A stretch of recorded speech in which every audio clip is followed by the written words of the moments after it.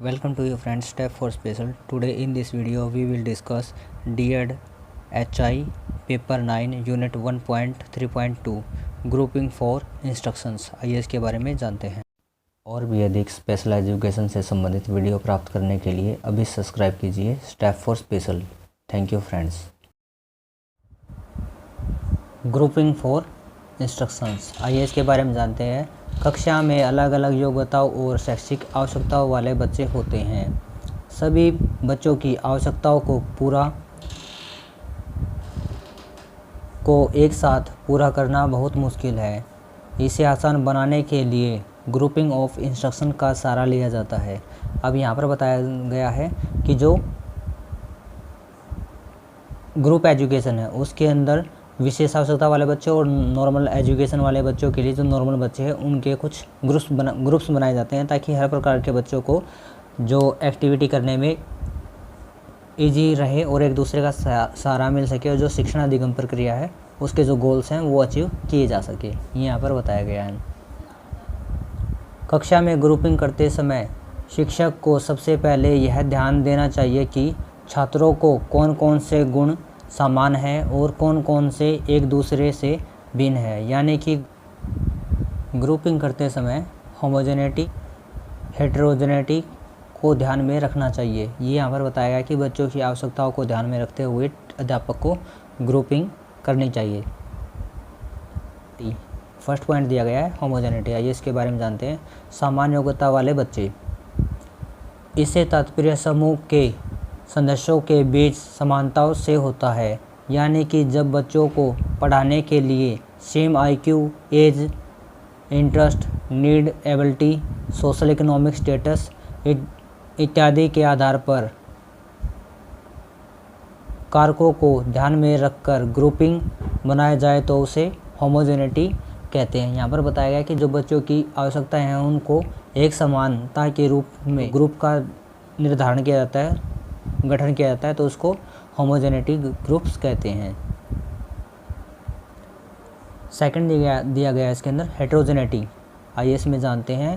इससे तात्पर्य भिन्नता से है। यानी कि ग्रुपिंग करते समय जब बच्चों के गुणों में भिन्नता हो और इस आधार पर ग्रुप बनाए जाएं तो इसे हेटेरोजेनिटी ग्रुपिंग कहते हैं। अब यहाँ पर बताया गया है कि जब हम बच्चों के अंदर उनकी भिन्नता, उनकी आवश्यकता के आधार पर जब ग्रुप बनाया जाता है तो उसको हेटेरोजेनिटी ग्रुप्स कहते हैं। ये यहाँ पर इसके सेकंड पॉइंट में बताया गया है।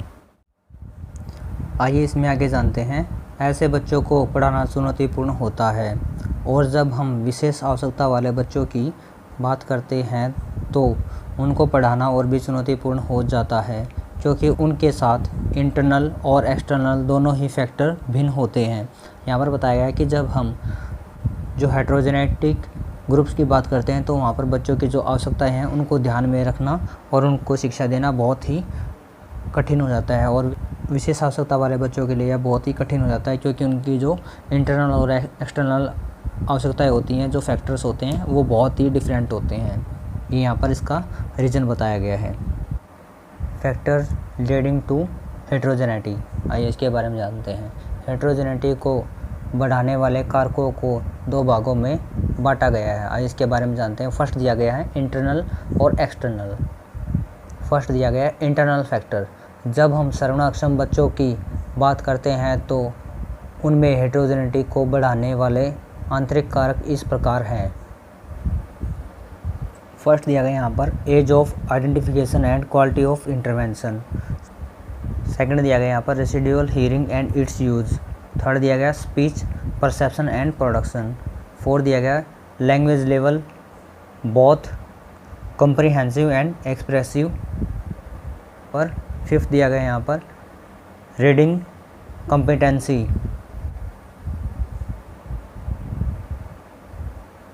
सिक्स दिया गया यहाँ पर intelligence, reasoning, memory and other cognitive aspects.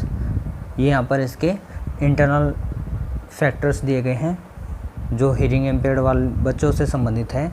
आइए इसके अंदर जानते हैं सेकंड एक्सटर्नल फैक्टर्स। सेकंड दिया गया इसका एक्सटर्नल फैक्टर्स। फर्स्ट दिया गया इसका पेरेंट्स, शैक्षिक प्रक्रिया में माता पिता की सहभागिता। सेकंड दिया गया है पेरेंट्स एजुकेशनल लेवल। थर्ड दिया गया बच्चों के आसपास बोली जाने वाली भाषा। फोर्थ दिया गया परिवार की आर्थिक सामाजिक स्थिति।